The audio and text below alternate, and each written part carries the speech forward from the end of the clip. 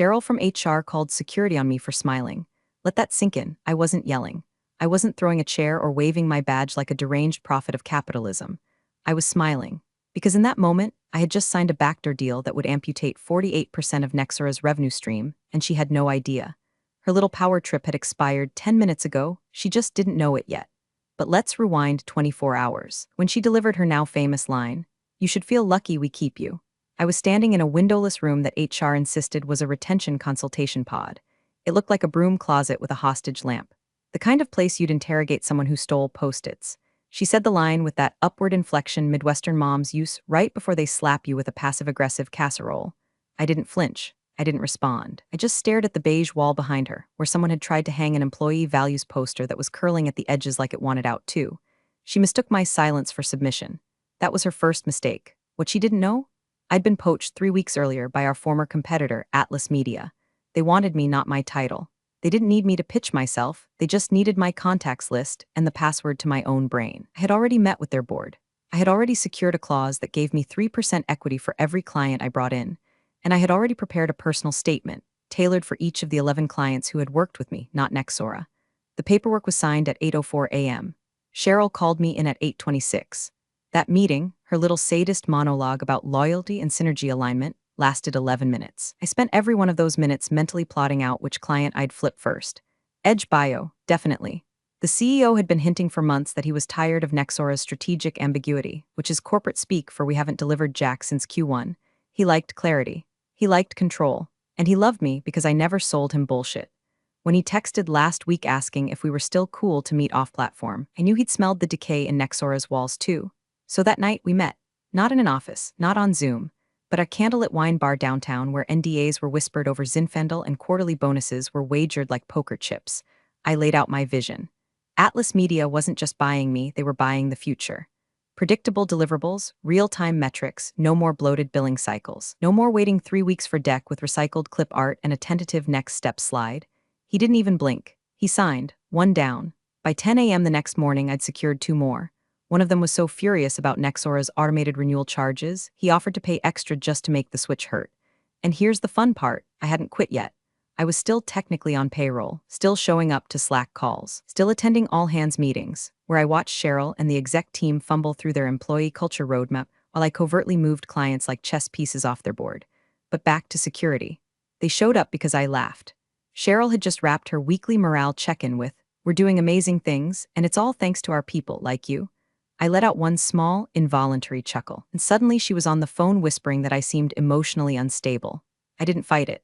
I walked out with a smile so calm it scared them more than if I'd screamed, because they couldn't see the iceberg, but they were already on the Titanic. The quarterly reports were coming, and this time, I was the red line. The security guard, his name tag said Jim, looked more uncomfortable than I did. He kept his eyes glued to the floor as he followed me through the glass hallway like a guilt-ridden mall cop escorting someone who'd stolen a granola bar. "You're not in trouble," he muttered. "They just asked me to, you know." "Oh, I know," I said. "This is just a vibe check. Cheryl likes drama. Keeps her from noticing her marriage is dead." Jim gave me a tight-lipped smile like he was swallowing laughter he wasn't allowed to have. I liked Jim. Once helped me carry 6 boxes of printed pitch decks when Cheryl told me the interns were too busy reorganizing the team-building closet. We passed my desk, still pristine, still productive-looking, and I grabbed my bag, careful not to disturb the potted fern that had more life in it than our last 3 campaigns combined. Jim walked me out the side entrance, not the lobby. Cheryl didn't want witnesses. That, more than anything, told me how scared they were. Good. Fear meant chaos. And chaos, for someone like me, was a harvest. Now I had no reason to hold back. By lunchtime, the 6th client had confirmed. A mid-tier e-commerce brand that sold organic pet shampoos, run by a founder who thought quarterly revenue projections were a manifestation exercise. She didn't care about business lingo. She cared that I remembered her dog's name was Pickle and that I'd fixed her onboarding pipeline when Nexora kept sending her invoices in pesos. She followed me, not the brand. I was building momentum like an avalanche, quiet, controlled, and just loud enough to echo. But the real rupture came at 3:47 p.m. That's when Nora texted. "Nora Park, I just got a call from Cheryl. She asked if I'd noticed anything off about you lately. You've been distant. What's happening?" Nora was my only friend left inside. We came in together 7 years ago as interns, survived 5 rounds of layoffs, and once built a full Q4 campaign using nothing but Canva and passive-aggressive prayers. She was smart, honest, and already being groomed by Cheryl to lead soft. I debated ignoring the message. Instead, I typed me. I'm not distant, I'm strategic, and you should be too. 5 minutes later, she responded, Nora, you're leaving. Me, no, I'm upgrading. She didn't reply, not immediately, but she'd read it, and I knew that seed would grow. Cheryl thought I was the only infection. She didn't realize I'd already laced the water supply. That night, I updated the Atlas roster. 8 clients signed, 2 pending, 1 hesitant. That one, Blue North Capital, our largest, the Golden Goose. The reason Nexora still had funding at all. They'd been cagey, sure. Their CMO was old school and borderline paranoid. But 2 weeks ago, he'd asked for a second pair of eyes on his Q2 projections. I did the work for free, polished it like a diamond, and he'd emailed back, if you ever decide to jump ship, let me know which lifeboat you're in. Now was the time. I drafted the email, saved it, didn't send it yet, because this next one would be surgical. One wrong word and it'd spook them. One right one. Nexora would hemorrhage 7 figures, but before I could send it, I got a calendar invite. Subject, urgent performance concerns time, 8:30 a.m. tomorrow attendees. Cheryl HR, Brandon legal, me no description. Just vibes, so they were onto me. Perfect. Let the fun begin. I showed up early. That's the thing about corporate ambushes, they expect you to be rattled, scrambling in 10 minutes late with dry mouth and apology eyes. Instead, I was already seated when Cheryl and Brandon walked in, clutching their MacBooks like Bibles at an exorcism. I had a black coffee in one hand and a leather folio in the other. Inside, client migration logs, contract termination clauses, and my favorite, screenshots. Lots of screenshots. Cheryl opened with a smile so artificial it should have come with a barcode.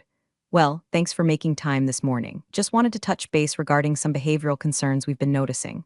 Behavioral? I echoed, keeping my voice calm. Warm, like I wasn't preparing to eviscerate them with their own policies. Yes, Brandon cut in too fast. There've been reports of disengagement, disruptive laughter during meetings. Multiple extended breaks without calendar updates. Extended breaks, I sipped my coffee. You mean lunch? Brandon blinked. Cheryl shifted in her chair. And she added carefully, some clients have expressed uncertainty about your role here. We've had some concerning feedback. Indications that you may be misrepresenting your position to external stakeholders. Ah, there it was. They didn't know what I'd done, but they felt it like a draft under a locked door. I leaned forward slightly, tilting my head. Do you have documentation of these concerns? Brandon cleared his throat. This isn't disciplinary, not yet, just an exploratory conversation. Then let me help you explore, I said, opening my folio and sliding a printed email across the table. It was from Blue North Capital's CMO, thanking me, asking for recommendations beyond Nexora. Cheryl's face cracked a little at the edges. This is privileged, she stammered. You're not authorized to be appreciated, I asked. To be offered options? You know what's funny? That man still thinks I work here. Brandon's fingers twitched toward his trackpad. Probably checking Slack, panicking. Wondering who else I'd talk to. The answer? All of them, I stood. This was fun, I said. But I have a call in 7 minutes with someone who still knows how to say thank you without sounding like a threat. You're walking out on an active investigation, Brandon warned. No, I'm walking into a meeting with your former largest client. I didn't wait for their response. Outside, my phone buzzed. Text from Nora. Nora, they're spiraling. Just told Sarah from finance to pull all your email activity from the last 6 months. Also, Blue North's calendar shows a meeting with you at 9. Me, 9:03. I'm letting them sweat for 3. Nora, you magnificent psycho. Me, you still want out. Nora? Yeah, I do. I added her to the shared folder. The one titled Escape Hatch. And I walked across the street to the rooftop cafe where my coffee would be served in a real mug and not an HR-issued paper cup. The wind was sharp, the city loud, and I had 12 unread messages from clients asking if they could follow me. But it was the 13th message that changed everything. Unknown number, nice moves. I'd like to talk about acquiring you. Full buyout, confidentially. No name, no signature. Just a link to a burner Zoom. I clicked it, because the game had just changed again. The Zoom window blinked open like a trapdoor. No video, just audio. A crisp, male voice, mid-40s maybe, spoke like he'd already read my entire strategy binder and didn't need small talk to feel superior. I'm with Trask and Halberd. We've been watching the Nexora situation unfold with great interest.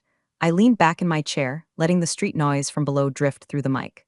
Funny, I didn't realize my career came with a spectator section. We make it our job to notice undervalued assets, he said, and you, Miss Sloan, have been tragically mispriced. I didn't respond, just sipped my second coffee of the morning and waited. People like this hated silence more than they feared God. He filled it fast. We want to buy Atlas's contract with you. Roll you into our portfolio. You'd bring your clients under the Trask umbrella. Title bump. Triple your current equity. Full team, your own budget. I raised an eyebrow despite him not being able to see it. And Nexora? They'll fold in 6 months. We'll scoop the pieces. You, however, would already be running the replacement, so that was the play. Not just stealing clients, but building the new empire on the ashes of the old one. It was tempting, too tempting, and that made me nervous. What makes you think I'm for sale? Pause, then. 'Cause you already walked away from pride. That means you're playing for legacy now. And legacy doesn't scale on loyalty. Touché? I told him I'd consider it. I didn't say yes. I didn't say no. I didn't blink. After we ended the call, I stared at the skyline for a long minute. Trask and Halberd was serious money, legacy money, and they didn't court people, they acquired them. Which meant they'd done their homework. They knew who I was, what I'd done, what I could do. The question was who told them? Back at my apartment, I booted up Atlas's internal portal and checked activity logs on the shared migration folder. Nothing suspicious at first glance, until I spotted it, one download. IP traced back to an Atlas exec in DC, a guy I'd met once in passing at a company offsite. Jason Halberd's cousin, so that's how the Whisper trail started. I had three choices: stick with Atlas, finish the play, take the short win, sell to Trask and Halberd, take the leap, bet big, go solo. That last one had always been the fantasy. My own firm, my rules. A consultancy built not on buzzwords but results, but that required infrastructure and trust, which is when I remembered Nora. I called her. Are you still at your desk? I asked. She snorted. Physically, yes. Spiritually, I've already thrown a Molotov through the mainframe. I'm starting something, I said, bigger than Atlas, bigger than Trask. I need someone who speaks fluent numbers and smells bullshit in a balance sheet from 50 paces. There was a pause. You're serious, she said. I'm not joking. Nora exhaled like she was exercising 7 years of repressed talent. Tell me what to burn first. I grinned. You're hired. We met that night in a parking garage. Level 3. I handed her a burner laptop and a bottle of overpriced tequila. She handed me the internal HR forecast for Q3 and a USB drive labeled Cheryl's Sins. Turns out, Nexura's HR department had a lot of secrets, and we were about to make them public, one client at a time. The first file on the USB was titled, Confidential Comp Previews Final Use This One XLSX, Classic Cheryl, naming convention of a drunk squirrel. But what was inside? Worse than I imagined. Unequal pay across gender lines. Senior women with higher KPIs earning less than junior men. Bonuses were routed to strategic partnerships that traced back to Cheryl's college roommate's consulting firm, which, surprise, didn't exist on LinkedIn, Google, or any IRS record I could find. And then there was the severance list. They'd flagged Nora for Q4 elimination. Quietly, with HR code budget streamline. Her name sat just above 3 other women from client ops, all of whom had glowing reviews. This wasn't budget, it was purge. Oh my God, Nora muttered, scrolling beside me. They were gonna kill me off like a side character in a budget PowerPoint. I looked at her. Still want out? She didn't answer. She just clicked the file named Vacation Approval Backlog, found Cheryl's unused 2-week block in Aruba, and said, how fast can you get me a company card? By midnight, the plan was alive. We weren't just jumping ship, we were flooding the deck on our way out. I sent an anonymous tip to Trask's internal ethics line, just a teaser, a pixelated spreadsheet cell showing the fraudulent vendor trail. I knew they'd sniff it out. And when they did, it would validate everything I hadn't said in that Zoom. By morning, Nora had built the shell of our new firm, Northfire Strategies, name inspired by an inside joke from our intern days when we'd drink gas station wine and dream up brands we'd start after Cheryl finally cracked. Domain bought, landing page live. Placeholder text reading, what comes after legacy, precision. We made a list of clients to flip, ones we hadn't touched yet. The quiet ones. The whales still circling Nexura's sinking ship, oblivious to the waterline. But we needed something more. Proof. That's when I remembered the recordings. See, Nexura had this policy. All client onboarding calls were auto-recorded, stored for training and compliance. And guess who used to lead every onboarding until Cheryl exiled me to internal projects? Yours truly. I logged into the archive server using my still-active credentials and filtered by tags, Edge Bio, Blue North, Solara Tech. Boom, 73 call logs. And on call number 38, Cheryl flat out lied to a CFO about GDPR compliance. Told him we had an in-house data controller, when I knew for a fact we'd outsourced it to a Romanian subcontractor with a Gmail address and a Fiverr page. I clipped the audio, isolated the line, attached the contract she violated, drafted a short email with no signature. Subject, might be worth a listen before Q3. Sent it to Edge Bio's legal department from a secure proxy. Within 4 hours, they'd issued a breach notice. That's when things began to spiral for them. Slack messages flew like shrapnel. Cheryl was removed from the Leadership Pulse channel. My access was quietly revoked. An emergency board meeting appeared on Nexura's calendar with a subject line that just said, Crisis Response, 5 p.m., and then at 4:11 p.m., Nora got the call. Blocked number. Whispered voice. I'm not supposed to be doing this, the woman said, but you should know Brandon's building a retaliation case. They're trying to say you and Sloan colluded to sabotage Q2. Nora hit record mid-call. What's your name? She asked. I never said. Click. I stared at the waveform bouncing on her screen. Anonymous whistleblower, I said. Perfect. Let's flip the script. We weren't just the saboteurs. We were about to become the saviors. We didn't sleep. We didn't even pretend. By dawn, Nora was cross-referencing every contract Nexura had touched in the last 18 months. I was piecing together a digital autopsy of how Cheryl and Brandon had cooked the books to cover late deliverables and performance penalties. We weren't just nuking the reputation, we were drafting the obituary. At 7:42 a.m., I emailed Atlas. Subject, change of plans. Contract termination request. Body, effective immediately. Apologies for the turbulence. Northfire requires full autonomy. Attached, a wire transfer repaying the sign-on bonus in full, and a 10-line legal clause that made it very clear non-compete didn't cover what I'd just become. I was free. Burnt the contract, kept the clients. They didn't fight it, they couldn't. Their legal team knew if this got messy, they'd risk exposure too. Atlas didn't want war, they wanted distance. Silence. A clean break, good, let them run, because we had bigger things to blow up. 9 o'clock sharp, Blue North Capital's general counsel called. Not emailed, called, old money move. She asked one question, are you the one who sent the clip? I paused. Yes, I said, but I'm also the one who can fix the fallout. We met that afternoon, rooftop terrace, midtown. She wore tortoiseshell glasses and a black pantsuit that looked like it had been pressed by a NASA engineer. You have 5 minutes, she said. I pulled out a flash drive. Loaded with call logs, emails, contract breaches, payment trails, and GDPR violations, each labeled like a missile. This is Nexara's real quarterly report. She didn't touch her coffee. I continued, you're going to be named in a class action suit within 90 days unless you distance yourself. Fast, loud, and strategically. And your solution? Move all active scopes to Northfire. We'll absorb the transition. We'll rebuild clean. We'll do it without costing you a single press release. She leaned back and studied me like a riddle. You're not pitching, you're negotiating. No, I said, I'm warning. She reached into her coat, pulled out a business card, and slid it across the table. You start Friday, and I want daily updates. As I stood, my phone buzzed. Nora, check your inbox. Now. I ran downstairs, stole a table outside a bagel shop, and opened the file. It was a leaked audio clip from Nexara's emergency board meeting. Brandon had left his mic hot during a rant. In it, he said the words, if we can frame Sloan for data theft, maybe we can stall long enough to buy back trust. Or at least pin the breach on her long enough to survive Q3. My name on tape, conspiracy, fraud, retaliation, and Cheryl, she didn't interrupt, she laughed. We had them, dead to rights. Nora and I stared at the waveform. Do we leak it? She asked. No. I said, a grin tugging at my cheek. We gift it. To who? I tilted my head. The same people they fear most. Clients? No. I tapped the screen, pulled up LinkedIn. The press.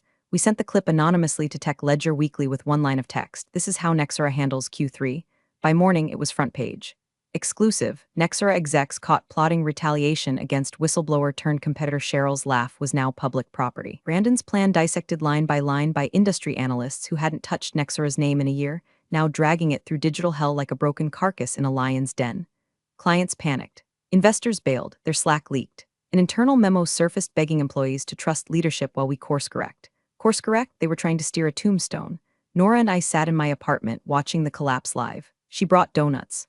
I brought champagne. Cheered every time another VP's LinkedIn status quietly changed to open to work. But the final domino fell at 2:16 p.m. Blue North issued a formal statement. Effective immediately, all Nexara contracts are suspended. We are transitioning all projects to a new consultancy, Northfire Strategies. The font they used was brutal, stark, black on white, no apology, just clean exit wounds. We didn't even get a chance to toast it, because just then my phone buzzed. Private number, I answered. Miss Sloan, the voice said low and calm. We represent several firms listed in your client portfolio. We've reviewed the allegations, the data, and the press coverage. Congratulations, congratulations, you've just triggered a competitive pivot across our sector. 6 agencies want to partner, 2 want to acquire. 1 wants to merge. I didn't say anything. I just closed my laptop and stood. City outside felt smaller now, manageable, like the battlefield had shrunk and we were the only ones still standing on it. The voice continued. We'd like to invite you to a private summit next week, 20 seats. 1 founder's chair is still open. You offering me a throne, I'm offering you infrastructure. Scaled. I didn't say yes, not yet, not while I could still smell Nexara's ashes. When I hung up, Nora was staring at me. Well, they want in, I said. Her eyes sparkled. You gonna take it? Maybe, I said, sipping the last of my coffee. But first what? I pulled up an old contact list, my first boss, the one who told me I'd never be more than support staff, the one who gave Cheryl her first promotion. I typed out a message, you still in corporate consulting? Great, thought you might want to update your forecasts, Northfire's hiring. But this time, I'm the one choosing who gets kept. Then I hit send. Waited, let them sweat now, let them all sweat. The inbox was silent for 11 hours. Then at 3:03 a.m., the reply landed. Didn't expect to hear from you again. Impressive play. I suppose I underestimated you. I read it twice. The same man who once scolded me for talking too much in meetings now acknowledged the empire I'd built from the rubble of their disrespect. He didn't offer congratulations. He didn't ask for a job. Just that one line, I underestimated you. Good, let that haunt him. By Monday, Nexara's site was offline. Their support bot replaced with a 404. Cheryl's LinkedIn had mysteriously gone private and Brandon's profile said he was taking time to reflect. Translation, lawyered up, spiraling, or both. Word on the street was their board had triggered a full audit. No spin. No scapegoats left to hide behind. Meanwhile, Nora and I sat in our new office. Glass walls, exposed brick. One potted cactus she named Middle Finger. We were onboarding our 12th client and had a waitlist forming that read like a Fortune 500 contact sheet. I walked into our tiny break room, still smelled like paint and ambition, and poured 2 glasses of bourbon. You realize what we did, right? I said. Nora took the glass. Vaporized a tech dinosaur? No, I said. We rewrote the survival guide. Because for years, I played by the rules, smiled during layoffs, took feedback from men who couldn't explain the tools I built. I sat through HR seminars that told me to lean in while being sidelined, silenced, then sanitized. And when I finally stood up, they laughed. They underestimated, until the reports dropped, until the clients walked, until the conference room turned crimson. Now Cheryl sells career reset webinars to laid-off marketing execs. Brandon consults for startups too small to Google his name. And me? I walk into boardrooms where no one dares ask me to smile. They just listen and write checks. Northfire isn't just a consultancy. It's a warning to every company that ever told a woman she was lucky to be kept. You're not keeping us anymore. We're coming for what's ours. Big thanks for watching, you sneaky seniors. Subscribe to keep the coffee pot brewing revenge. Your ex-colleagues won't know what hit him.